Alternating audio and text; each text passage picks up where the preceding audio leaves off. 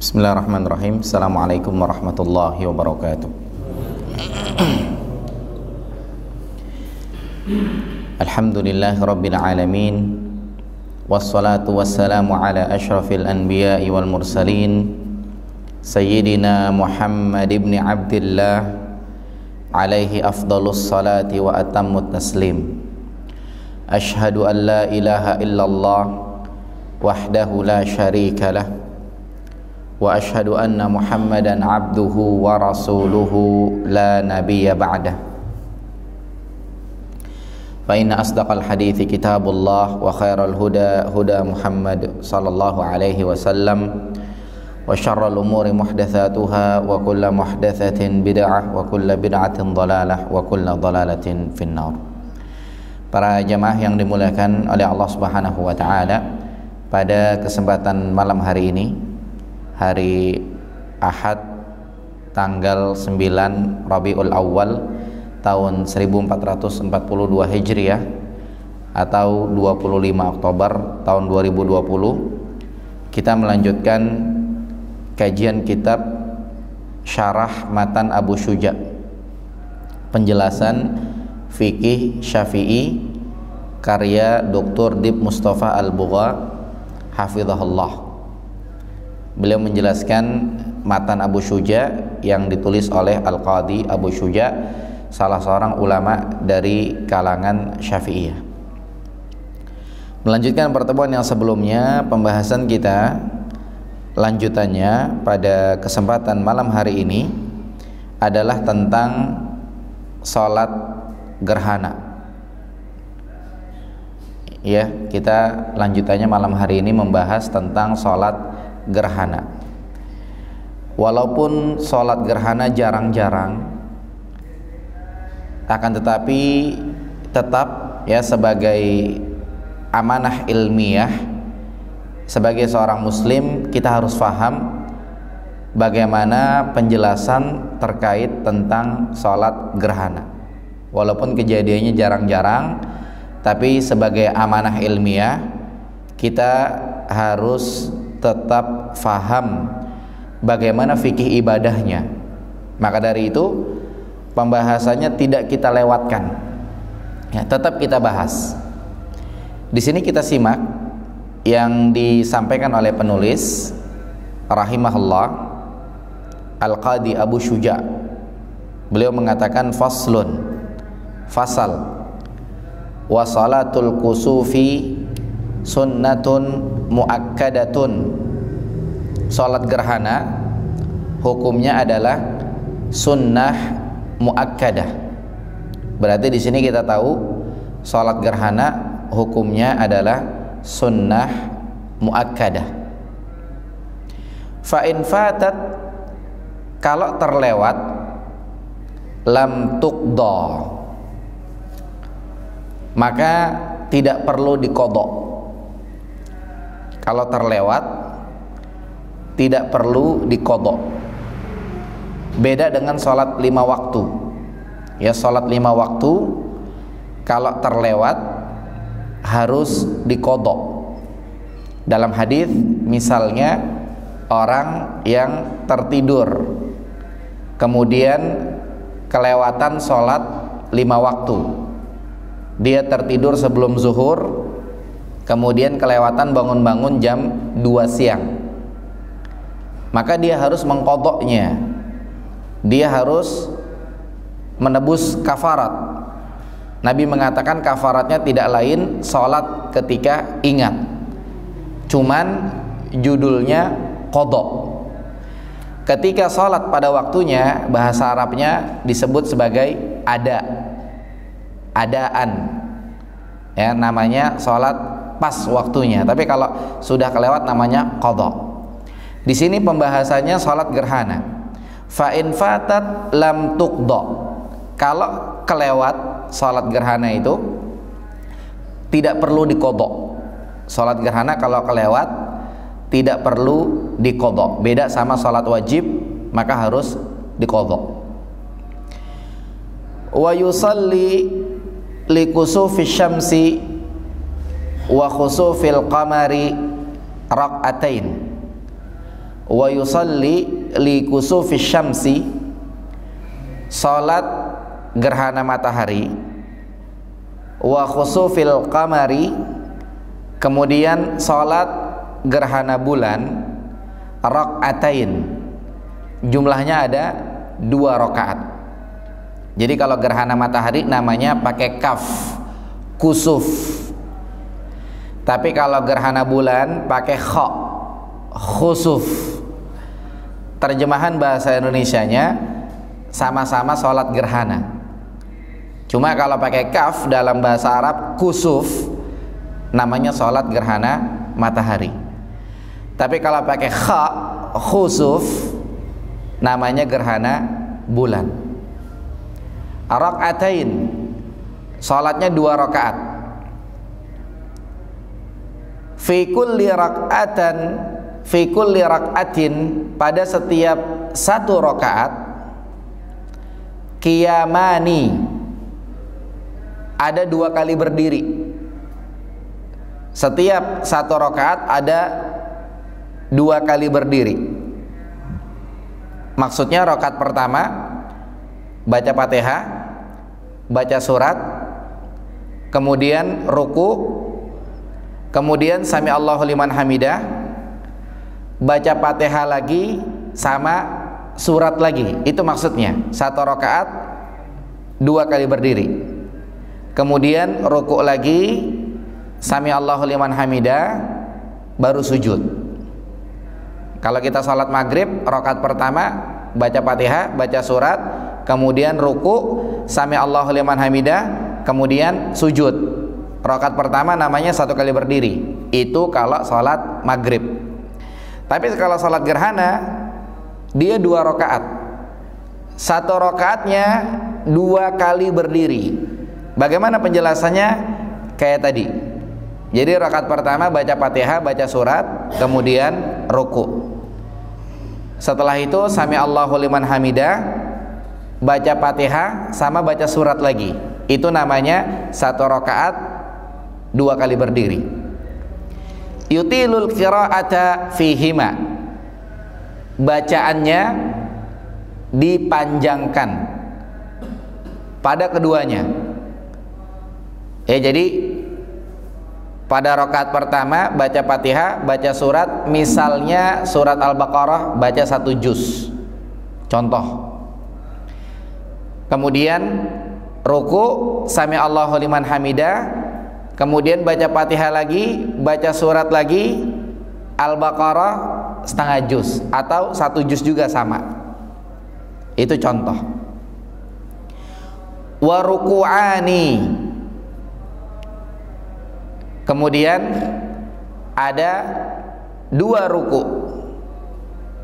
Jadi rakaat pertama ada 2 kali berdiri, ada 2 kali ruku. Ya, rakaat pertama ada 2 kali berdiri, 2 kali ruku. Yutilu tasbih fihima, ketika ruku itu memperpanjang bacaan tasbih. Dunas sujud, ya, dunas sujud, kecuali sujud. Kalau sujud nggak terlalu panjang, tapi kalau ruku dipanjangin.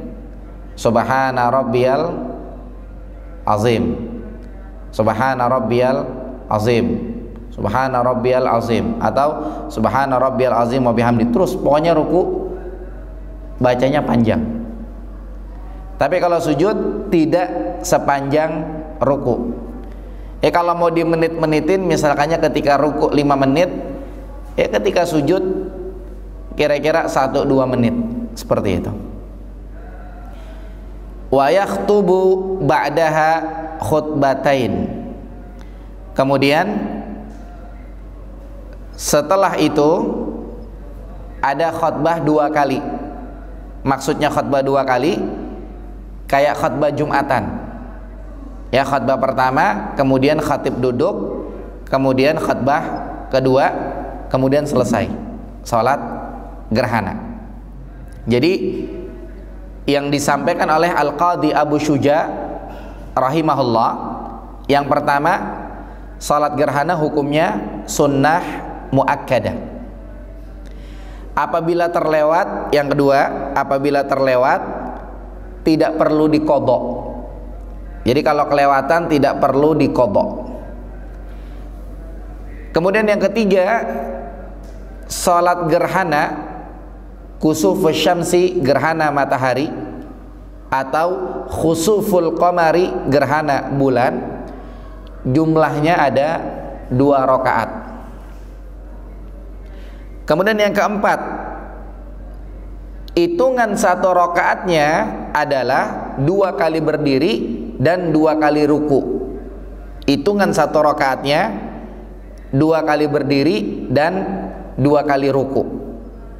Jadi rakaat yang pertama Fatihah, surat, ruku, sami Allahu liman hamidah, Fatihah, surat, ruku. Jadi 2 kali berdiri dan 2 kali ruku. Sami Allahu liman hamidah, baru sujud biasa. 2 kali sujud. Sujud, duduk di antara 2 sujud, sujud lagi baru berdiri. Rakaat kedua juga sama, 2 kali berdiri dan 2 kali ruku.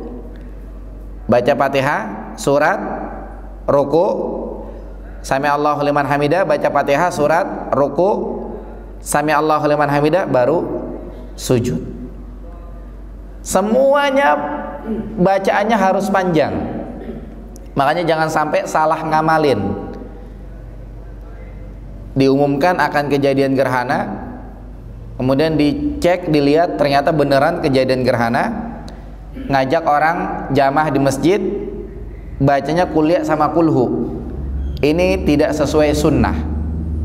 Yang sunnah sebetulnya gerhana dicek tuh.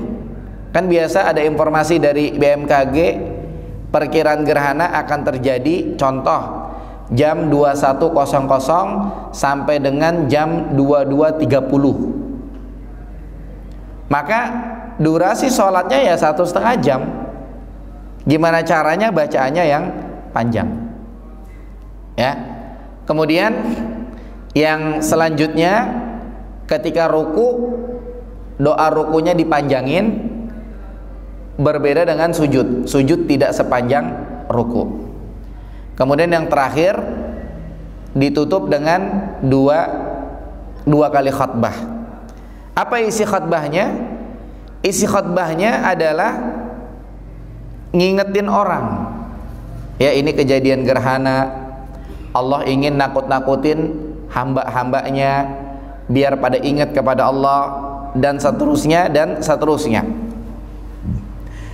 Ya, siapa apa namanya yang berhak jadi imam, yang berhak khutbah, yang berilmu tentunya, bukan modal nekat atau modal comot sana comot sini, ada bacaan dibaca, ini tidak benar juga. Harus yang berilmu. Jadi kalau memang modal comot sana comot sini yang dibaca, dia tahu bacaan mana yang mesti disampaikan dan bacaan mana yang nggak pas untuk dibaca. Tapi kalau dia kagak berilmu, dia kagak bakal ngerti itu. Taunya ada bacaan bagus, dibaca aja. Seperti di salah satu masjid ada seorang yang ceramah, kemudian di awal ceramahnya dia bilang, sebetulnya saya nggak bisa ceramah katanya, cuma karena khotibnya berhalangan, tadi sore saya diketok sama DKM minta tolong ceramah. Akhirnya saya cari-cari kertas, ini ada bagus, saya bacakan sekarang kepada para jamaah. Dibacain, ternyata isinya berbeda dengan pemahaman Ahlus Sunnah wal Jamaah yang benar begitu. Sementara kita tahu Islam terpecah menjadi 73 golongan. Ada aja isinya aneh-aneh begitu. Tapi taunya dia ya ada ayat Qur'annya, ada hadisnya, ya taunya benar. Ini terlihat. Bukan seorang yang alim, dia pribadi nggak bisa menyaring bacaan mana yang bagus. Ya, sehingga pas banget sabda Nabi SAW, thalabul ilmi faridotun ala kulli muslim. Belajar agama itu harus bagi setiap orang Islam. Biar kita ngerti masalah urusan agama kita. Ya, biar kita tidak terbawa dengan provokasi-provokasi yang aneh-aneh. Ya, sehingga kita bisa menyaring informasi yang masuk dikarenakan kita belajar agama. Sebagai contoh, kadang-kadang ada ustadz, ada guru ngajarin macam-macam aneh-aneh. Ada di antara sebagian murid-muridnya yang ikut aja, karena taunya dia yang namanya guru ustadz itu benar. Akan tapi ada murid-murid yang masya Allah dia seorang talabul ilm, artinya terbiasa belajar agama, terbiasa dengan firman Allah, terbiasa dengan sabda Nabi SAW, sehingga murid itu bertanya kepada gurunya. Dia tanya sama gurunya, ini dalilnya di mana? Dasarnya apa? Kenapa kok amalannya seperti ini? Ketika gurunya bisa menjelaskan, muridnya puas dengan penjelasannya, insya Allah dia akan mengamalkan. Akan tapi kalau gurunya ngada-ngada juga, muridnya tidak paham dan tidak puas dengan penjelasan gurunya, yakin muridnya tidak akan mengamalkan penjelasan gurunya. Dan semua pola ibadah kita dasarnya adalah ilmu. Wa ma khalaqtul jinna wal insa illa liya'budun. Tidaklah aku ciptakan jin dan manusia kecuali agar mereka beribadah kepadaku. Allah utus Nabi Muhammad SAW untuk ngajarin ilmu ibadah kepada Allah yang akan diterima seperti apa.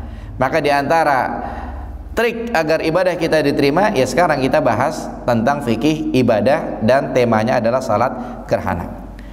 Itu tentang poin singkat salat gerhana. Sekarang penjelasannya. Yang pertama dibawakan oleh Dr. Dib Mustafa Al-Bugha hafizahullah, hadis terkait salat gerhana, hadis riwayat Imam Bukhari dan Imam Muslim.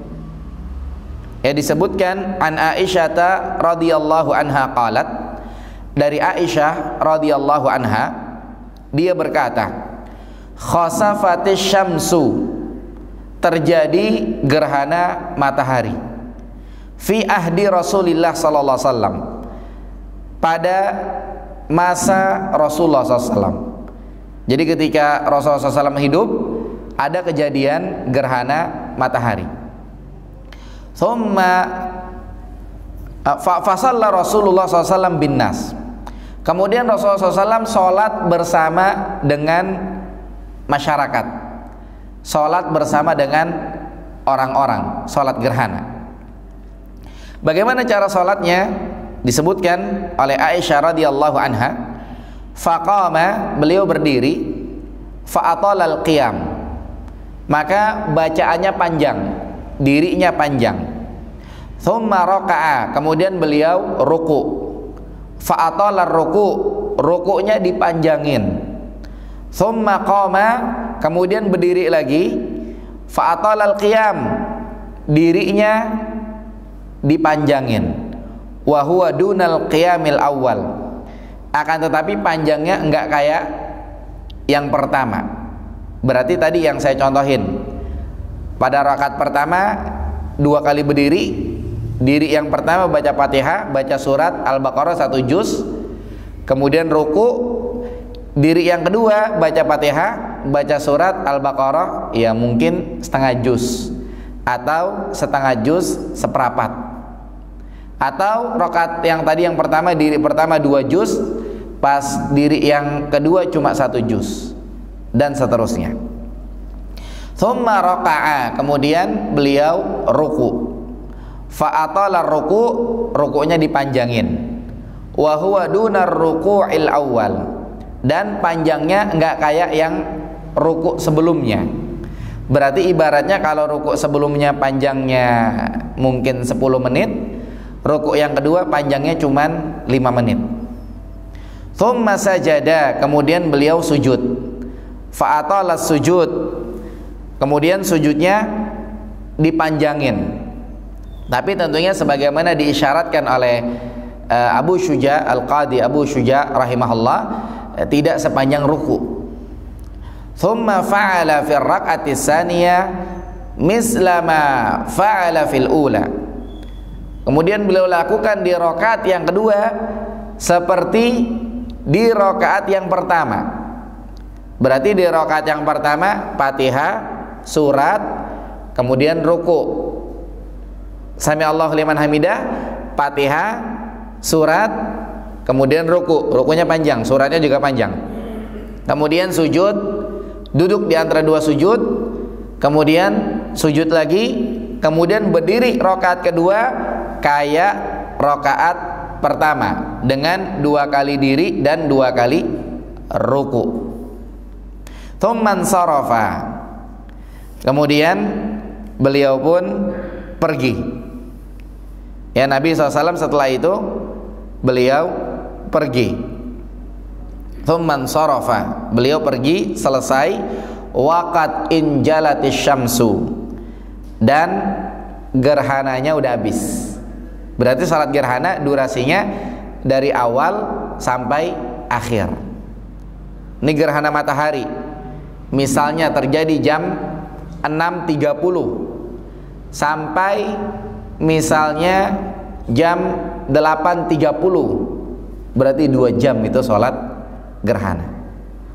Ya, capek atau tidak? Ya mesti, kalau capek sih capek gitu ya. Mestinya nggak berasa. Kenapa? Karena yang namanya gerhana ini istilahnya kekuasaan Allah. Allah lagi nakut-nakutin orang begitu. Ini kayak semi kiamat gitulah. Jadi orang pikirannya kiamat sehingga dia mau mati dalam kondisi ibadah begitu. Jadi langsung buru-buru sholat gerhana langsung buru-buru sholat. Jadi demikian. Walaupun durasi panjang harusnya tidak capek. Kalau capek emang capek, cuma karena efek tadi kayaknya semi kiamat gitu langsung melek, orang pun ikut gabung sholat gerhana. Nah, setelah itu disebutkan Nabi SAW berkhutbah, ya, berkhutbah memuji Allah, menyanjung Allah. Kalau bahasa Arabnya innal hamdalillah nahmaduhu wa nasta'inuhu wa nastaghfiruhu, dan seterusnya. Khutbah hajah yang biasa dibaca oleh Nabi SAW. Khutbah hajah ini biasa dibaca di khutbah-khutbahnya Nabi SAW. Khutbah Jumat, khutbah Id, khutbah nikah, itu depannya khutbah hajah. Dari innal hamdalillah nahmaduhu wa nasta'inuhu wa nastaghfiruh, terus lanjut ke ayat ya ayyuhalladzina amanu taqullaha haqqa tuqatih. Kemudian lanjut ayat berikutnya ya ayyuhan nasu taqu rabbakumul ladzi khalaqakum min nafsin wahidah. Lanjut ayat berikutnya ya ayyuhalladzina amanu taqullaha wa qulu qawlan sadida. Lanjut ke kalimat berikutnya fa inna asdaqal hadithi kitabullah wa khairal huda huda Muhammad sallallahu alaihi wasallam. Lanjut ke kalimat berikutnya sampai Allahumma shalli ala Muhammad wa ala alihi wa ashabihi wa man tabi'ahum bi ihsanin ila yaumiddin. Sampai situ namanya khutbah hajah. Di situ Nabi mulai pertama khutbahnya demikian. Kemudian beliau melanjutkan dengan mengatakan inna syamsa, sesungguhnya matahari, wal qamara, dan sesungguhnya bulan, ayatani min ayatillah, merupakan 2 tanda kebesaran Allah dari sekian banyak tanda kebesaran Allah. La yaksifani limauti ahadin, dua-duanya tidak terjadi gerhana bulan atau gerhana matahari gara-gara ada yang mati, bukan itu kata Nabi SAW. Karena waktu kejadian gerhana matahari, anak Nabi SAW Ibrahim meninggal. Nabi ngingetin, ini kejadian gerhana bukan gara-gara ada yang meninggal, bukan. Wala lihayatihi, juga bukan gara-gara ada kasus lahiran, bukan. Faidha ra'aitum dzalika, kalau kalian menyaksikan ada kejadian gerhana, baik gerhana matahari atau gerhana bulan, fad'ullah, maka berdoalah kalian kepada Allah. Wa kabbiru, bertakbirlah kalian. Bertakbir bukan takbiran Allahu Akbar Allah, bukan. Tapi bertakbir di sini maksudnya takbir dengan rasa takut. Allahu Akbar, gerhana Allahu Akbar, Allah. Gitu, ditakbir dengan rasa takut karena kejadian gerhana. Bukan takbirnya takbiran, bukan. Wasallu, kemudian sholatlah kalian. Watasaddaqu, dan bersedekahlah kalian. Ibaratnya tadi kita katakan semi kiamat. Ini gimana kalau beneran kejadian kiamat begitu? Maka kita segera berdoa kepada Allah, segera kita bertakbir karena kita takut, kemudian kita sholat dan kita banyak-banyak sedekah di malam itu. Ya, kita sedekah, kita langsung bikin mungkin ya nasi goreng sepenggorengan gede yang enak gitu, langsung bagi-bagi ke tetangga, contoh. Atau kita langsung belanja makanan beberapa bungkus, langsung kita bagi-bagi tetangga, misalnya demikian.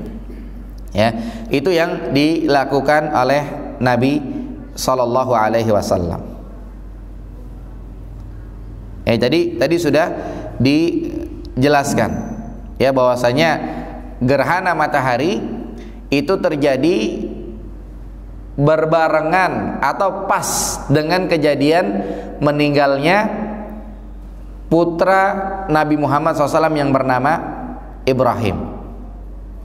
Dan dulu orang-orang jahiliyah, kalau misalkannya terjadi gerhana matahari atau terjadi gerhana bulan, mereka punya keyakinan ini pertanda ya ada orang besar yang meninggal atau yang lahir. Nabi SAW ingin menghapus keyakinan itu. Makanya Nabi SAW setelah selesai khutbah hajah, beliau ngasih ceramah dikit doang, cuma dikasih tahu bahwasannya gerhana matahari, gerhana bulan itu adalah tanda kebesaran Allah dari sekian banyak tanda kebesaran Allah. Dan gerhana matahari, gerhana bulan itu terjadi bukan gara-gara ada yang meninggal atau gara-gara ada yang lahir, bukan. Ini Nabi menghapus keyakinan jahiliyah.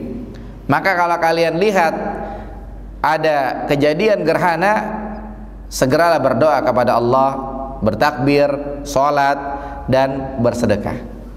Ini yang dilakukan Nabi SAW, yang menjadi dasar sifat sholat gerhana, yaitu dengan 2 rakaat.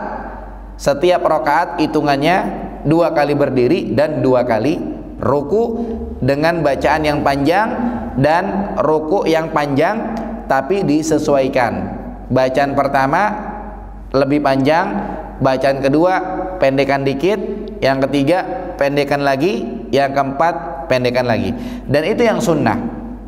Sebagaimana sholat 5 waktu pun demikian, disunahkan rakaat pertama panjang, rakaat kedua pendek. Ya, rakaat pertama disunahkan panjang, rakaat kedua pendek. Kemudian dasar yang lain adalah hadis yang diriwayatkan oleh At-Tirmidzi. Hadis yang diriwayatkan oleh At-Tirmidzi, dia mengatakan bahwa hadis ini hasan, sahih. Hadis dari Samurah bin Jundub radhiyallahu anhu, dia mengatakan,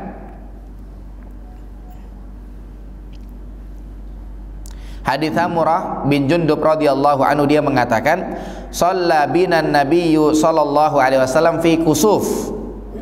Nabi sallallahu alaihi wasallam itu salat bersama dengan kami. Salatnya salat kusuf. La nasma'u lahu sautan. Ya, la nasma'u lahu sautan, kami tidak mendengar ada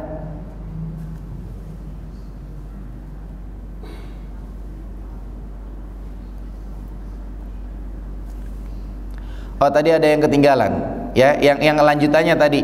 Yang lanjutannya, yang pertama tadi kita sampaikan adalah sifat sholat gerhana. Ya, sifat sholat gerhana tadi dengan 2 rakaat, 1 rakaat 2 kali berdiri dan 2 kali ruku, kemudian diakhiri dengan 2 kali khutbah.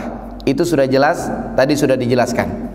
Kemudian lanjutannya, yusirru fi kusufis syamsi. Ya, yusirru fi kusufis syamsi. Ketika gerhana matahari, salatnya sir. Ketika gerhana matahari, salatnya sir. Wa yajharu fi khusufil qamari. Kemudian ketika gerhana bulan, salatnya jahar. Jadi ketika di dalam mazhab Syafi'i, ketika gerhana matahari salatnya sir. Tapi ketika gerhana bulan salatnya jahar. Pertanyaannya, dasarnya apa? Maka jawabannya, dasarnya adalah hadis yang diriwayatkan oleh At-Tirmidzi. Dia mengatakan bahwasanya hadis ini hasan sahih. Yang tadi saya sampaikan hadis Samurah bin Jundub radhiyallahu anhu. Dia mengatakan, "Shalla binan nabiyyu sallallahu alaihi wasallam fi kusufin." Nabi SAW salat bersama kami, salatnya salat kusuf. Kalau pakai kaf tadi sudah kita ingatkan, yaitu gerhana matahari. Berarti siang salatnya nih. La nasma'u lahu sautan. Kita nggak dengar suara bacaannya. Berarti kalau salat kusuf, salatnya adalah sir. Kemudian walima rawahul Bukhari wa Muslim, dan ini juga berdasarkan hadis yang diriwayatkan oleh Imam Bukhari dan Imam Muslim. An Aisyah radhiyallahu anha, dari Aisyah radhiyallahu anha, jahara Nabi sallallahu alaihi wasallam fi salatil khusufi bi qiraatihi. Ya, disebutkan bahwasanya Nabi sallallahu alaihi wasallam ketika salat khusuf, khusuf pakai kha, itu berarti salat gerhana bulan. Nah, ketika salat khusuf gerhana bulan, Nabi salatnya jahar, kencang. Gerhana bulan ini malam. Kalau salat malam itu kencang.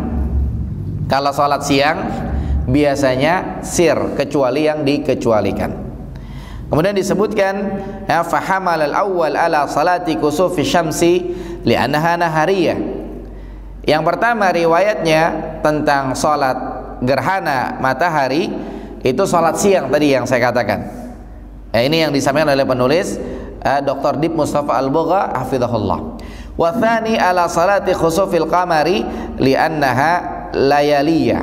Kemudian yang kedua, salat gerhana bulan karena hitungannya dia salat malam. Makanya kalau salat siang sir, kalau salat malam hitungannya jahar.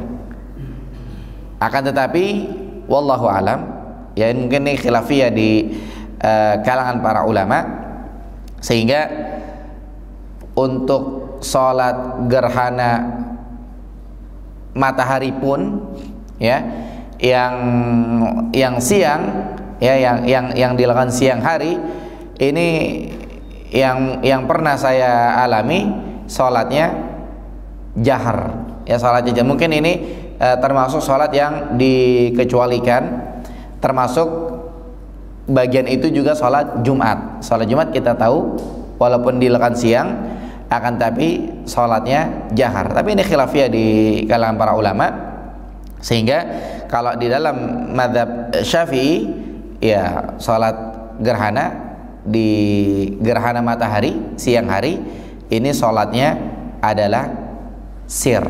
Tapi wallahu alam, mungkin sebagian ulama ada yang lebih menguatkan ini termasuk salat khusus, salat gerhana, sehingga mereka mengatakan salatnya tetap jahar, ya, wallahu alam. Itu terkait masalah salat gerhana. Jadi kesimpulannya tentang salat gerhana, bahasanya ada dua, ya. Yang pertama tentang hukum salat gerhana. Tadi sudah disampaikan hukumnya adalah sunnah muakkadah.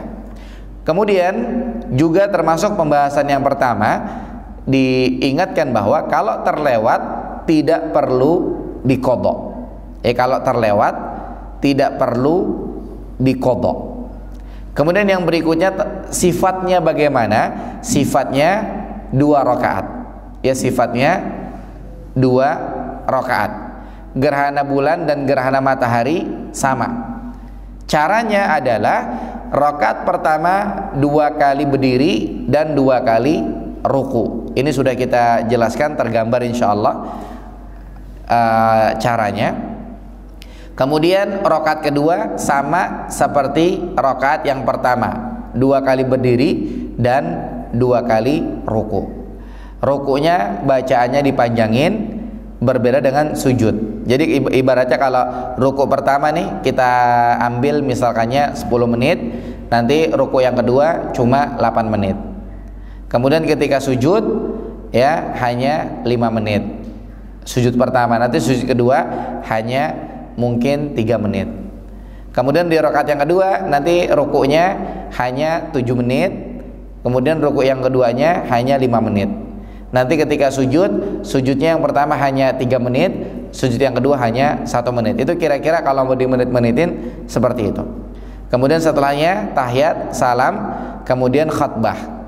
Ya khutbahnya nggak usah panjang-panjang, nggak masalah, asal mengingatkan orang bahwasanya ini merupakan tanda kebesaran Allah, tanda kekuasaan Allah, diingatkan agar mereka banyak-banyak berdoa, banyak-banyak beribadah, kemudian banyak-banyak sedekah dan seterusnya. Kemudian khutbahnya 2 kali sebagaimana Jumatan, termasuk sholat Id. Ya kemarin kita sampaikan sholat Id 2 kali. Tapi khilaf di kalangan para ulama, sebagian berpandangan khutbahnya hanya 1 kali sebagaimana dijelaskan pada pertemuan sebelumnya. Kemudian di poin yang kedua tentang sholatnya sir atau jahar, maka di sini penulis rahimahullah menyampaikan bahwa ketika sholat gerhana matahari itu sholatnya karena siang hari, maka sholatnya sir. Kemudian kalau gerhana bulan karena dia malam hari, maka sholatnya jahar. Akan tapi terakhir kita sampaikan di sini mungkin terjadi khilafiyah di kalangan para ulama, sehingga barangkali ada yang pernah ngalamin ya ketika sholat gerhana matahari sholatnya jahar walaupun siang-siang. Saya gerhana matahari pernah sholat 1 kali. Sholat waktu itu sholat di Jatinegara 1 kali, sholat gerhana matahari. Kejadiannya gerhana matahari waktu itu ba'da subuh. Jadi saya sholat subuh di Jatinegara, informasi akan ada sholat gerhana di situ. Kemudian sholatnya sholat jahar. Dan saya pernah sholat gerhana bulan 1 kali di Condet. Ya sholat gerhana bulan 1 kali di Condet, sholatnya jahar. Setelahnya ada khutbah. Khutbahnya singkat saja. Kemudian yang perlu juga kita ingatkan bahwa sholat gerhana itu nggak bisa kita janjian. Ya sholat gerhana nggak bisa kita janjian kayak qiyamul lail. Qiyamul lail mungkin kita janjian bisa. Kalau gerhana nggak bisa. Akan tetapi sholat gerhana, sholatnya adalah ketika ada gerhana. Ketika kejadian gerhana berarti ini terikat dengan kejadian. Kalau misalnya kagak ada apa-apa, kemudian dia praktik sholat gerhana dengan yang tadi disebutkan 2 rakaat, kemudian setiap rakaat 2 kali berdiri dan 2 kali ruku, maka sholatnya tidak sah. Akan tetapi tidak termasuk janjian kalau sudah ada informasi dari BMKG misalnya bahkan terjadi gerhana, kemudian kita udah nunggu di masjid, ini tidak termasuk janjian karena memang udah terjadi gerhana dan memang dimulainya kita monitor dulu keluar. Kalau gerhana memang terjadi, maka kita lakukan sholat. Tapi kalau belum, maka tidak bisa kita lakukan sholat. Jadi patokannya, ya setidaknya kita bisa melihatlah dari informasi-informasi yang ada. Bukan BMKG menetapkan akan terjadi gerhana bulan jam 21:15. Bisa jadi ketika kita keluar jam 21:15 belum, tahu-tahu mulainya jam 21:20. Bisa jadi. Makanya kita lihat ketika udah mulai baru kita lakukan sholat. Wallahu a'lam. Mudah-mudahan bisa dipahami dengan baik. Sebelum dilanjut ke sholat berikutnya, ada yang bertanya tentang sholat gerhana? Silahkan. Atau ada pertanyaan? Saya mau tanya tadi bukan tentang gerhana, Masya Allah. Tentang apa? Sebenarnya ingin bertanya pada Ustaz mengenai apa arti maulid dan yang kedua apa arti maulud. Itu aja. Apa arti maulid dengan apa arti maulud? Iya. Apa artinya maulid dengan apa artinya maulud? Iya. Siapa yang pernah dengar informasinya?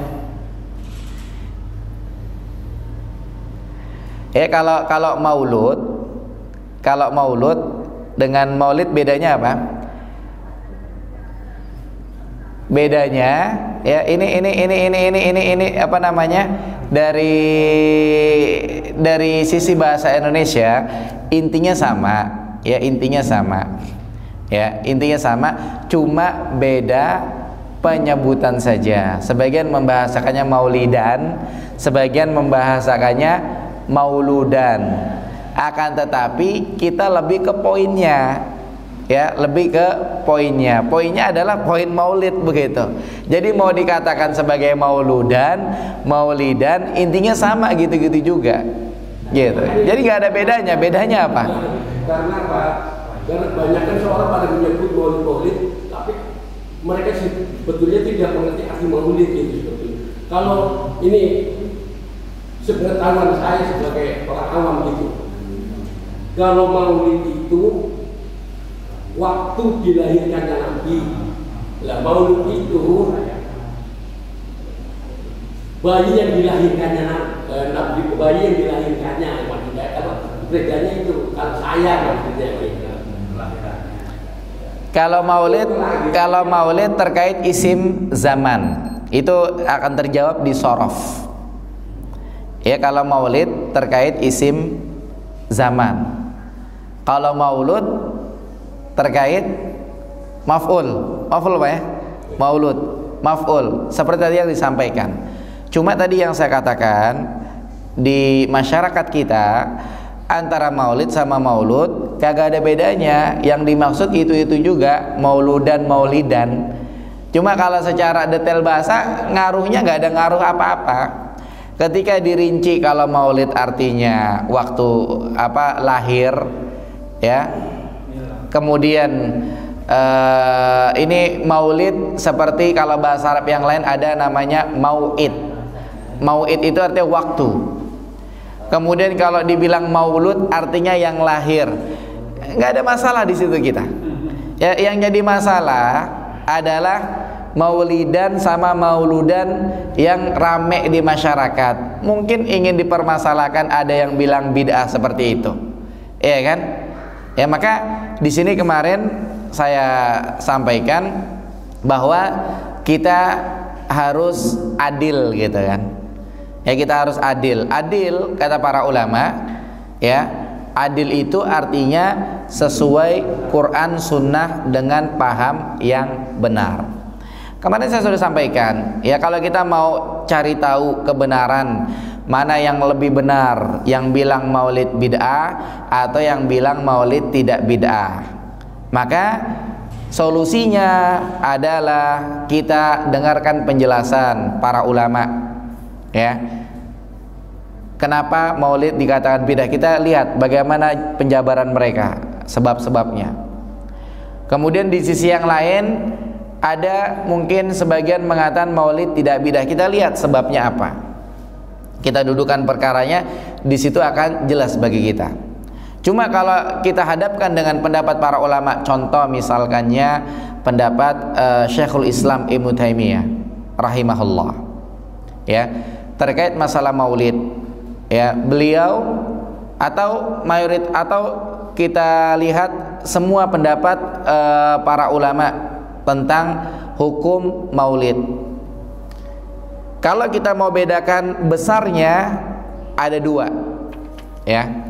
Yang pertama, sebagian ulama menyebut maulid bid'ah karena tidak dilakukan oleh Nabi dan para sahabat. Sebagian ulama menyebut maulid tidak bid'ah karena apa? Selama tidak ada kemungkaran. Selama tidak ada kemungkaran. Makanya kalau kita lihat Syekhul Islam Ibnu Taimiyah rahimahullah, apa namanya, di beberapa perkataannya membolehkan maulid Nabi. Maulid Nabi yang dimaksud dengan beliau itu berbeda dengan sebagian maulid Nabi yang ada faktanya di masyarakat sekarang. Kan mungkin sebagian pernah ngeliat lah ya, rekaman acara maulid Nabi di YouTube sampai mereka di situ dangdutan, laki perempuan kita nggak tahu mahram apa bukan, joget-joget apa, dan sebagian ada yang maulid Nabi benar. Ketika maulid Nabi dia duduk, kemudian dia membaca sirah Nabi, dia berdoa, benar, tidak ada kemungkaran sama sekali. Nah, kalau memang dikatakan boleh, itu yang dimaksud sama ulama dulu boleh begitu.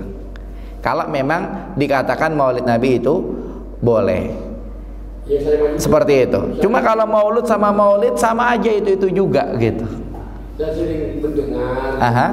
Jadi kadang-kadang sebagai manusia tapi tidak mensyukuri lahirnya Nabi atau maulid Nabi. Sedangkan Nabi Isa 600 tahun sebelum Nabi dilahirkan itu sudah menghormati, sudah menyampaikan kepada umatnya kabar gembira bahwa 200 tahun kemudian nanti akan orang yang lebih hebat dari saya. Tapi orang sekarang, orang yang nggak tahu apa kadang-kadang meremehkan gitu. Saya kalau dengarnya sendiri, walaupun bagaimana saya agak kurang nggak suka gitu. Taib, kita lanjutkan setelah azan insyaallah tanggapannya. Fadhal muazin. Kita azan dulu.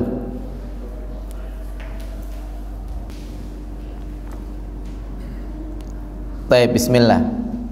Maulid Pak ya. Ya jadi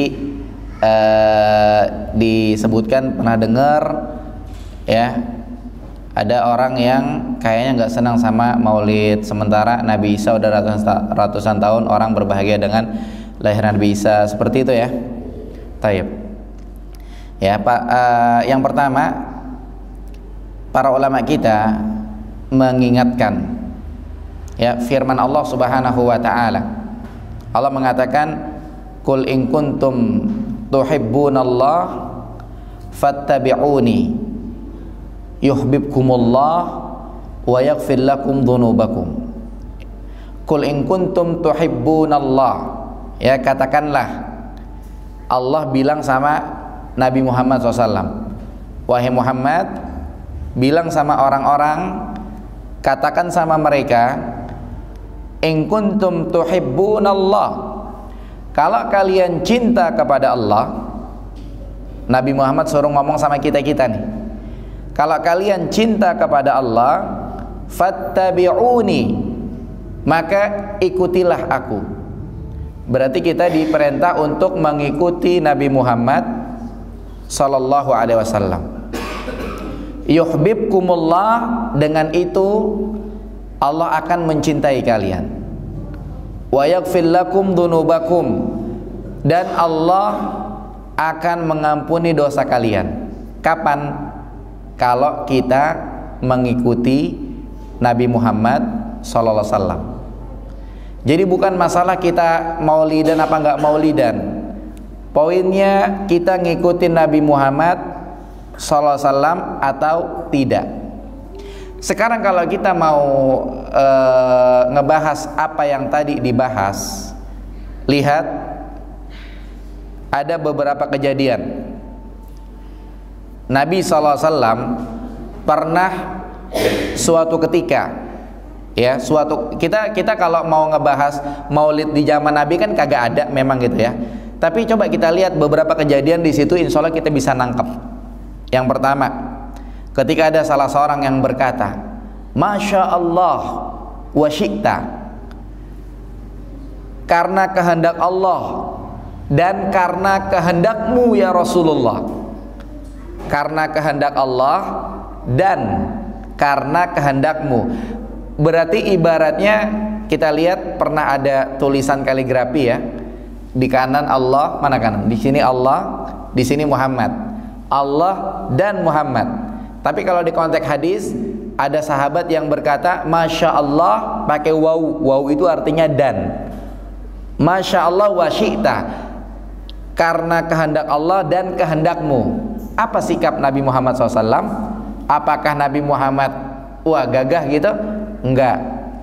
Ditegur sama Nabi Muhammad SAW, enggak boleh bilang Masya Allah wa syi'ta, karena kehendak Allah dan karena kehendakmu. Itu syirik, namanya menyamakan aku dengan Allah.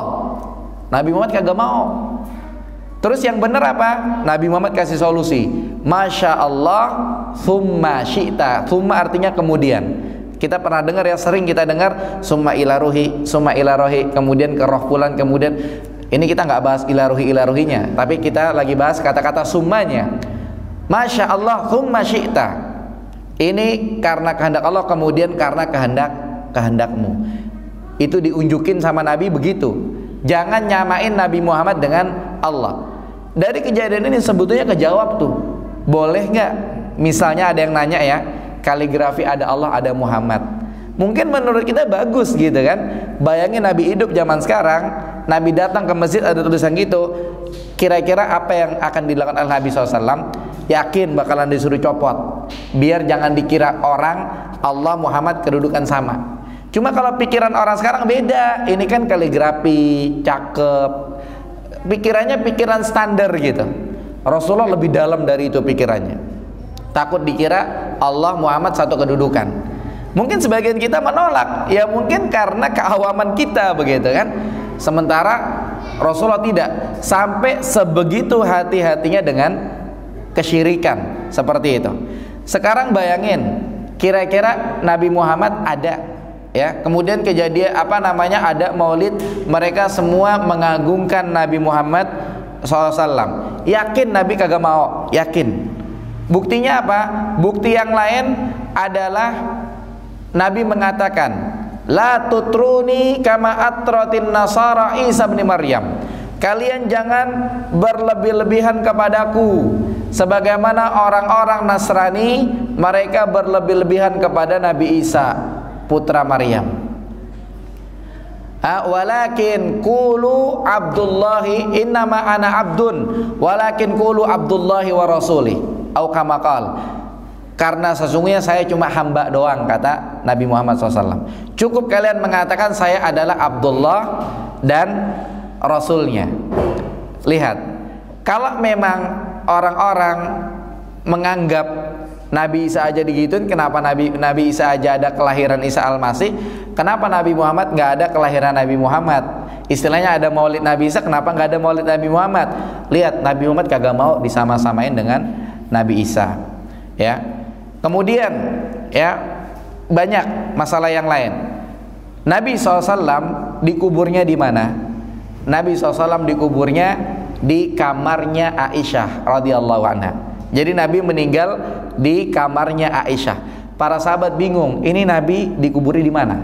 Akhirnya salah seorang dari mereka ingat bahwasanya para nabi ketika dikubur, ini kita lagi ngomongin poin yang pertama, maulid nggak boleh dulu nih. Kita lagi ngomongin itu ya.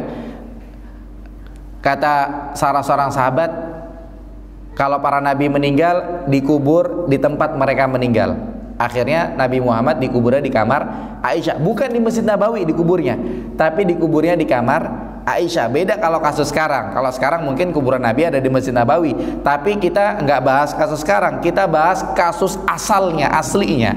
Kemudian para ulama mengatakan Nabi dikubur di kamar Aisyah ini sebagai bentuk penyelamatan Allah kepada Nabi Muhammad SAW.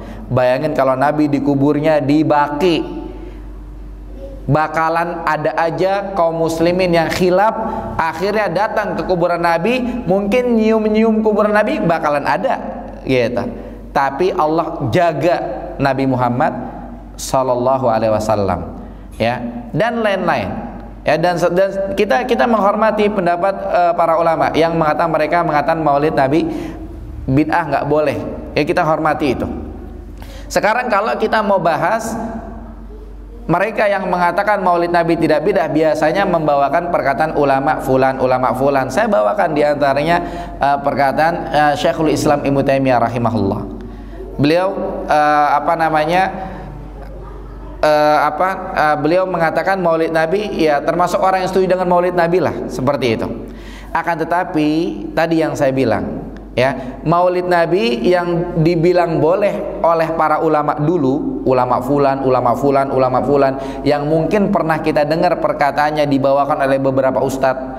Contoh, ulama fulan membolehkan maulid Nabi dalam kitabnya ini di halaman sekian. Kemudian ulama fulan dalam kitabnya ini di halaman sekian. Itu ketahuilah, ya, maulid Nabi yang dimaksud sama para ulama yang membolehkan itu berbeda dengan maulid Nabi yang realitanya sekarang ada di masyarakat kita, berbeda. Gitu. Jadi kalau cuma maulid Nabi jadi maulid Nabi itu khilaf di kalangan para ulama. Yang pertama, kalau maulid Nabinya tidak ada kemungkaran, itu yang standar mentok-mentoknya yang dimaksudkan boleh oleh sebagian para ulama. Yang bilang boleh siapa? Sebagian para ulama. Akan tetapi kita ingat khutbah hajah yang jutaan kali dibaca sama kaum muslimin, dibaca sama Nabi SAW. Nabi mengatakan, fa inna khairal hadisi kitabullah. Sebaik-baik perkataan adalah perkataan Allah. Wa khairal huda huda Muhammad SAW. Sebaik-baik petunjuk adalah petunjuknya Nabi Muhammad SAW. Istrinya Nabi, Aisyah radhiyallahu anha, hidup bertahun-tahun setelah Nabi meninggal, kagak kedengeran ada maulid Nabi di Madinah. Ini kita ngebahas tanpa mengurangi rasa hormat kita kepada ustaz-ustaz yang mungkin ngadain maulid Nabi, kepada kaum muslimin yang mungkin ngadain maulid Nabi. Ini kita bahas ini secara ilmiah, tanpa mengurangi rasa hormat kita kepada mereka-mereka itu. Mungkin namanya manusia, kalau toh memang misalkannya maulid Nabi itu salah, namanya manusia salah itu biasa. Ya, itu biasa. Wong zaman Nabi aja ada sahabat yang salah. Ketika Nabi bilang apa? Kita jangan sholat asar kecuali di Bani Quraizah. Bahasa Arabnya illa fi Bani Quraizah, kecuali di Bani Quraizah. Mereka beda pendapat. Yang satu bilang maksudnya di Bani Quraizah, di sono, di kampung mereka. Yang satunya lagi bilang bukan itu maksudnya fi Bani Quraizah, maksudnya waktunya sama kayak orang sholat di sana. Lihat, zaman Nabi ada beda pendapat. Sama Nabi ketika dihadapkan salah, itu mereka ketika dihadapkan kepada Nabi SAW, sama Nabi ditengahin. Masalahnya gini, ya, dia pakai sangat luas. Karena saya pernah mendengar, ya, donatur misalnya maulid itu udah minta gitu. Usir aja kalau untuk donatur maulid, ya. Itu kan sangat namanya nggak ngasih misalnya banyak ngomong. Saya pernah mendengar begitu juga. Gitu. Iya, kalau yang seperti itu berarti yang salah adalah yang bersangkutan. Sementara Islam tidak mengajarkan seperti itu. Ya, Islam mengajarkan apa? Islam di surat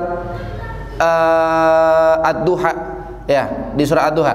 Alam yajidka yatiman fa'awa wa wajadaka dhalan fahada wa wajadaka ailan fa'agna fa'ammal yatima fala taqhar wa ammas sa'ila falatanhar. Apa artinya wa ammas sa'ila falatanhar? Orang yang minta jangan digituin. Gitu. Artinya apa? Kullu bani Adam khata.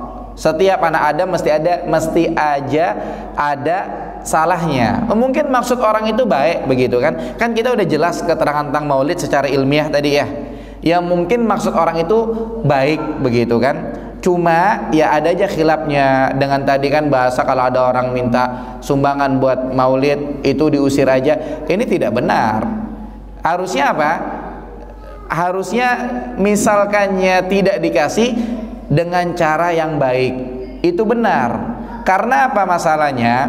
Masalahnya Allah berfirman wa ta'awanu 'alal birri wat taqwa wa la ta'awanu 'alal ismi wal udwan. Tolong menolong dalam perbuatan baik dan takwa. Jangan tolong menolong dalam perbuatan dosa dan permusuhan. Sekarang begini, maulid Nabi hukumnya apa? Buat orang yang udah ngerti, misalkannya dia udah ngerti nih, ya, dia akan tahu maulid Nabi itu tidak disyariatin sama Nabi Muhammad. Kalau tidak disyariatin berarti kan kagak baik gitu ya. Karena kalau baik udah duluan mereka yang ngelakuin. Nih buat orang yang udah ngerti nih, ya kan? Buat orang yang udah ngerti. Sehingga apa? Pikir mereka kalau mereka donasi sama dengan membantu bukan pada kebaikan. Ya kan? Beda halnya buat orang-orang yang kagak ngerti. Kan banyak kaum muslimin yang belum ngerti, taunya maulid Nabi baik, taunya maulid Nabi sunnah. Dan buat mereka yang belum ngerti, bisa jadi Allah maafin mereka. Kalau dihitung salah, misalnya dihitung salah ya, mereka dihadapkan di hadapan Allah Subhanahu wa taala, bisa jadi Allah maafin mereka. Begitu. Toh juga ada sebagian ulama yang membolehkan. Tapi berhubung kita lagi ngebahas secara ilmiah, maka ini merupakan amanah ilmiah. Mau tidak mau kita sampaikan bagaimana pandangan ulama terkait masalah tersebut. Paham insyaallah? Jadi kalau misalkannya yang dikritisi tadi ada orang yang bilang kalau ada yang donasi diusir, itu orang salah. Ya, karena dalam menolak sekarang gini, bukan minta sumbangan maulid. Ada orang minta-minta sama kita. Ketika kita kagak ngasih, kagak ngasih dengan cara yang baik. Itu yang diajarkan oleh Islam. Paham insyaallah? Paham insyaallah. Wallahu alam, saya kira cukup insyaallah. Kalau misalkannya perlu ada yang dilanjutkan, bisa disempurnakan pada pertemuan yang akan datang insyaallah. Kalau perlu ada yang didiskusikan, langsung ngobrol sama saya setelah sholat juga boleh insyaallah. Ya saya kira cukup. Ya terkait masalah sholat gerhana, terakhir tadi kita sudah ingatkan ya, masalah khilafiyah antara kalau sholatnya malam gerhana bulan dia jahar, kalau gerhana matahari siang hari dia sir. Ini khilafiyah ya di kalangan para ulama, sehingga kita jangan heran kalau ke depan kita dapetin ada sholat gerhana matahari siang-siang tapi sholatnya jahar. Tapi dalam mazhab Syafi'i, berdasarkan riwayat-riwayat yang sampai kepada Imam Syafi'i rahimahullah, maka kesimpulannya tadi, kalau malam jahar, kalau siang sir. Cuma sekali lagi masalah khilafiyah. Jadi ke depan kali-kali kita bakal dapetin orang sholat gerhana siang-siang gerhana matahari tapi sholatnya sholat jahar. Ya, wallahu alam. Insyaallah kita ketemu lagi pertemuan yang akan datang. Kita akan bahas sholat istisqa. Ya, sholat minta hujan. Ya, sekali lagi walaupun ini jarang-jarang, tapi tetap kita harus ketahui fikih ibadahnya. Amanah ilmiah kita harus paham. Walaupun kita kagak pernah, mungkin di antara para jamaah nggak pernah ada yang ngalamin salat istisqa, tapi tetap secara fikih ibadah sebagai amanah ilmiah kita orang Islam harus paham. Maka kita akan bahas ini pada pertemuan yang akan datang insyaallah. Wallahu alam bissawab. Yang benar datang dari Allah Subhanahu wa taala, yang salah dari saya pribadi. Barakallahu fikum. Wa sallallahu ala nabiyina Muhammad wa akhiru da'wana anil hamdulillahi rabbil alamin. Subhanakallahumma bihamdika asyhadu an la ilaha illa anta astaghfiruka wa atubu ilaik. Wassalamualaikum warahmatullahi wabarakatuh.